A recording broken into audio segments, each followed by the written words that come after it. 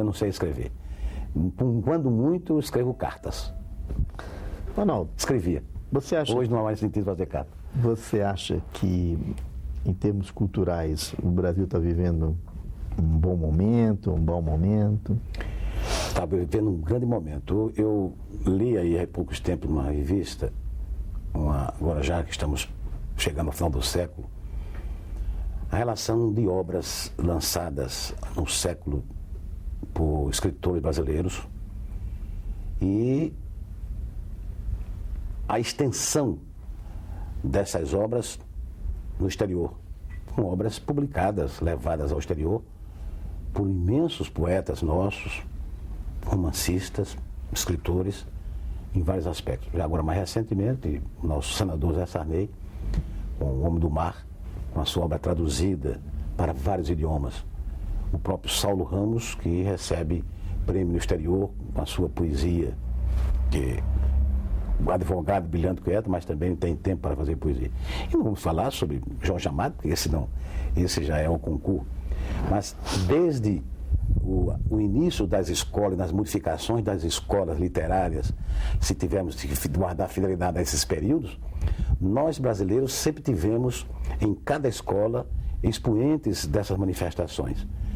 Há pouco tempo o Senado aprovou um concurso sobre o centenário de Cruz de Souza, que é um dos criadores do simbolismo, e eu tive a oportunidade de falar sobre isso, sobre a poesia dele. Mas, ao mesmo tempo, dentro da extensão maior das escolas literárias, o pensamento, a forma, a estrutura verbal dos nossos escritores em várias fases. Desde Machado de Assis, que permanece no topo a vida toda, como o nosso baiano Jorge Amado, mas em todos os setores culturais, com grande romance, o Brasil se destaca de forma enfática, de forma incisiva. Falar em livros, Ronaldo, você, acho que foi da sua iniciativa, editar a Bíblia em Braille, não foi? A Bíblia ainda não. A Bíblia não, desculpa, a Constituição. É a Constituição. Na mesa do Senado, com apoio do presidente Antônio Carlos Magalhães, se mostrou muita sensibilidade.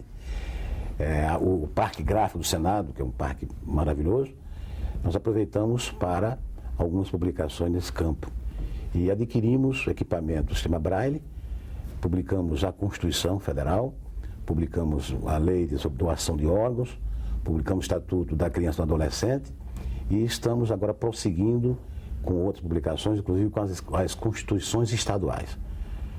A primeira Constituição estadual impressa agora foi a do Estado da Bahia, até como homenagem ao próprio presidente Antônio Carlos Magalhães, a quem devemos o estímulo, o apoio para essa iniciativa pioneira, porque o Senado brasileiro é o primeiro parlamento do mundo a adotar uma imprensa Braille, com uma repercussão fantástica junto a esses setores dos deficientes visuais. Ronaldo, o livro brasileiro é caro? Ainda é caro, muito caro. E hoje, com a informática, hoje partindo para o CD, nós temos que buscar meios de reduzir esses custos e estamos perdendo muitos valores. Eu tenho sido procurado por jovens escritores que querem lançar seus livros de poesia, de romance, de crônicas e que encontram barreiras imensas, dificuldades incríveis para publicar. Até porque não existem estímulos em determinados setores do governo para essas publicações. Eu, quando prefeito e quando governador, eu adotava, eu abria rubricas orçamentárias e verbas para estimular até produções artísticas, por exemplo, CD. Nós lançamos nos eventos de Campina Grande, onde hoje se consolida o maior São João do mundo em Campina Grande, e a Micarande, que é uma festa que foi criada em Campina Grande depois de Feira de Santana, foi Campina Grande a primeira cidade a criar a Micarande. O prefeito, na época, era Cássio Cunha Lima, que hoje volta a ser prefeito, que dá ênfase a esses eventos. E hoje, todas as cidades do Brasil, todas já estão fazendo seu carnaval fora de época. Mas ali nasciam valores artísticos fantásticos. E nós estimulamos para lançar seu CD, lançar suas músicas e depois lançar seu livro. Então o livro brasileiro ainda hoje é muito caro. Ronaldo, você tem uma ligação muito forte com a Paraíba, né? Paraíba, como é que é essa sua paixão pela Paraíba? que é a Paraíba? O Sarney tem aquele amor pelo Maranhão, o Antônio Carlos aquele fascínio, aquela identificação com a Bahia. E você com a Paraíba, como é que é? Esses exemplos são, até me sinto profundamente vaidoso e orgulhoso com isso. Por exemplo, Antônio Carlos Magalhães tem realmente há uma identificação profunda com a Bahia, como José Sarney com o Maranhão e outros com seus estados. Uma amiga minha, jornalista, que mora aqui em Brasília, foi a Campina Grande certa vez e disse: aqui não é uma cidade, isso aqui é uma cumplicidade. Porque é uma identificação tão grande, tão arraigada, tão profunda, tão intensa, tão extensa, que é algo que nos sensibiliza. Ora, quando eu fui prefeito, Mesquita, eu inovei algumas coisas, e até para guardar a fidelidade da minha história de poesia, eu modifiquei as placas. Eu, em vez de fazer a placa com a obra convencional, comum, normal, eu fazia versos, fazia trovas, fazia quadrinhas, para situar a obra e despertar o sentimento, né, a autoestima da cidade. Né? Nas praças, na entrada da cidade, eu colocava versinhos para saudar o visitante, para visitar o turista. Até nos terrenos baldios, onde se colocava lixo, eu fazia placa de apelo para que não se colocasse o lixo, e o povo atendia. Né? Nos canteiros, ligando praças e ruas, as manifestações que eram colocadas para despertar esse sentimento de poesia. E isto me motivava, até porque tem um fato, uma história interessante, se me permitir eu conto. Eu, como prefeito, a secretária de Educação, a professora Margarida da Mota Rocha, excelente criatura, uma devotada professora, disse: olha, Ronaldo, você é prefeito, você é poeta, você deveria criar uma cadeira na escola, no currículo das escolas municipais de poesia. Você contratava 2 poetas, 2 violeiros e para ensinar poesia. Hoje na Paraíba todo mundo sabe fazer verso. E eu aceitei a ideia e contratei 2 violeiros. Mas ela disse: ela foi mais. Olha, você, como poeta e prefeito, e tendo criado a cadeira de poesia, você devia dar a primeira aula. E eu fui dar a primeira aula aos alunos da rede primária. Meu Deus do céu. Aí foi quando eu vi que eu era um péssimo professor. Eu comecei a ensinar a falar sobre rima, e comecei a definir rima, tipo de rima, rima toante, rima consoante, mostrando a identidade dos sons, daquela coisa. E de repente eu vi que os alunos não estavam entendendo nada. Eu digo: olha, em vez de eu estar definindo o que é rima rica, rima pobre, rima toante, rima consoante e tal, eu vou dar exemplo de rima. E em seguida eu vou perguntar a vocês sobre rima. E escolhi os 3 piores exemplos que eu podia escolher, que um professor poderia escolher sobre rima. Eu disse: olha, meus amigos, cadeira rima com madeira, parede rima com rede, fogão rima com bujão. Mas veja que coisa singular. Eu, em vez de me preocupar com a identidade dos sons, eu me preocupei com a identidade material das coisas. A cadeira é feita de madeira, a rede é colocada na parede e todo bujão tem fogão. Ora, as crianças, em vez de perceberem a identidade dos sons, perceberam outro tipo de identidade. Porque meus exemplos são péssimos. Então, depois que eu dei esses 3 exemplos, eu disse rede rima com parede, fogão com bujão, cadeira com madeira, eu virei para o aluno assim: você aí na frente, me deu uma rima para gravata, fez paletó. Mas Ronaldo, e a Campina Grande?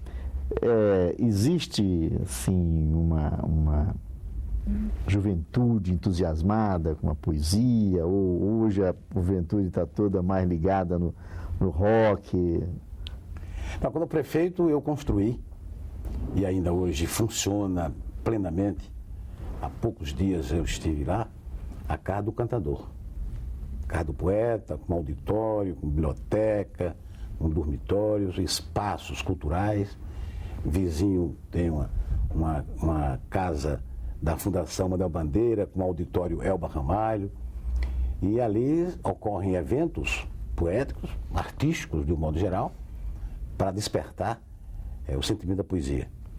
E sábado passado, exatamente sábado, eu fui para o lançamento de um livro de um poeta, e ele me pediu para fazer a apresentação, e lá eu vivi um momento espiritual de muita riqueza, de muita beleza. um jovem de 17 anos me procurava para mostrar os seus sonetos. Veja bem, não era poema livre, não era poema moderno, eram sonetos. E eu fiquei feliz até porque ele aproveitou os meus terceiros para utilizá-los como chave de ouro.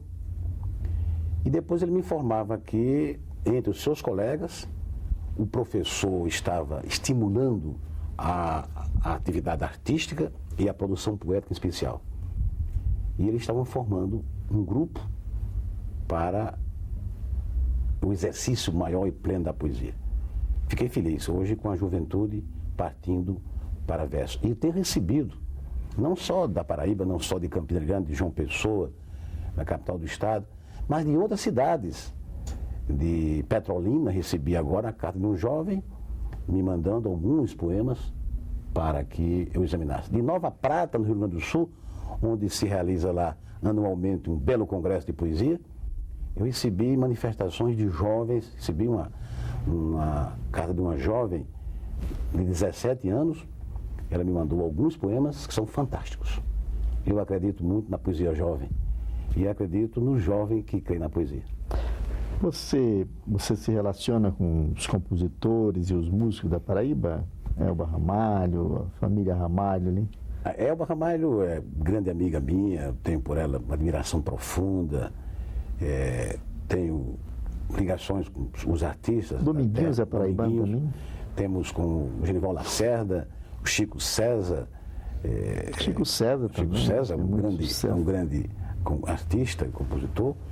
E eu tenho essas identidades porque estou agora sugerindo a reunião dos grandes artistas da Paraíba para, no final de 99, se reunirem para um grande show, vários shows, ou quem sabe um grande show.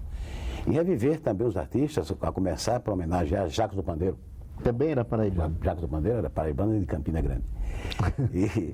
e eu, quando o prefeito construía até um parque, que é chamado Parque do Povo, ficou como Parque do Povo, mas a sugestão inicial seria Parque Jacques do Pandeiro.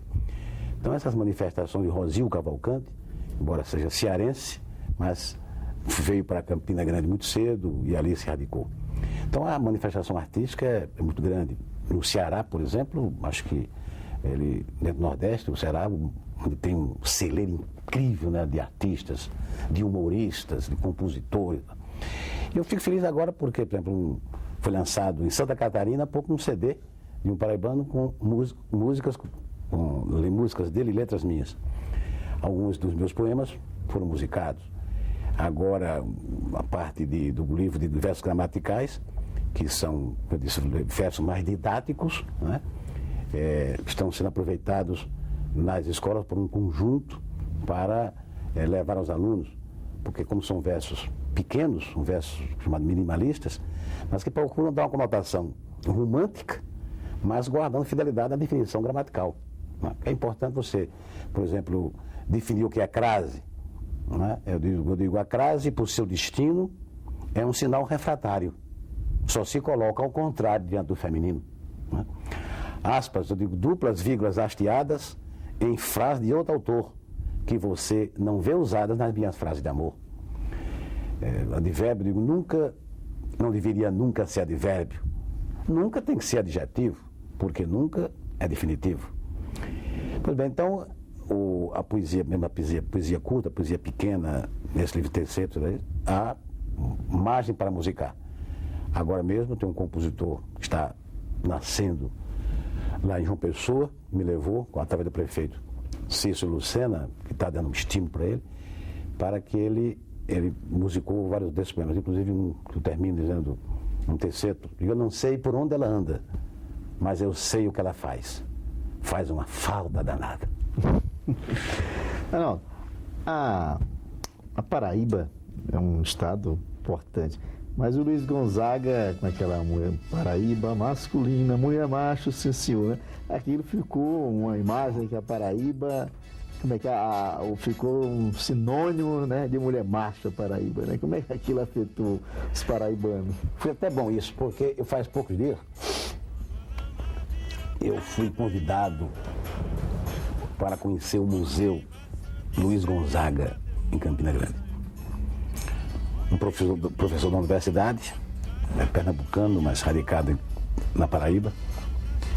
Ele tem um acervo incrível e recebeu de Luiz Gonzaga, de Januário, o pai de Luiz Gonzaga, do Gonzagão, guardou o fole, né, a sanfona primeira, e ali eu vi coisas fantásticas. E ele está publicando um trabalho, um resumo disso, até me pediu para eu fazer o prefácio. Eu estava escrevendo essa semana passada, no domingo, e eu dizendo até que eu estava saindo daquele museu com a modificação dos meus sentidos. Eu trazia um gosto de pamonha na boca, um cheiro de terra molhada depois da primeira chuva, uma visão de fogueira reacendendo lembranças e compasso de zabumba nos meus ouvidos.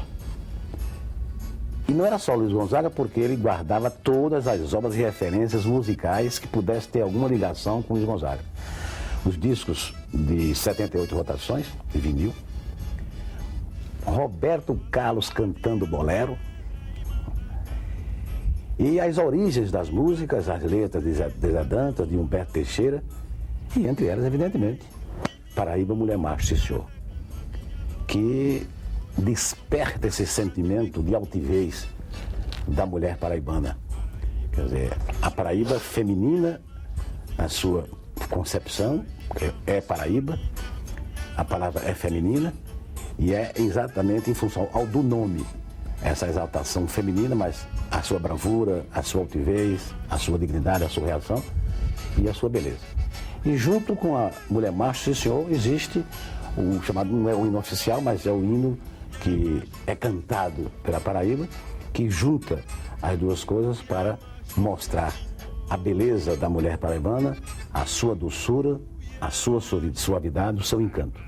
Então, a Paraíba é a terra feminina. E na terra feminina, a mulher é mais feminina ainda.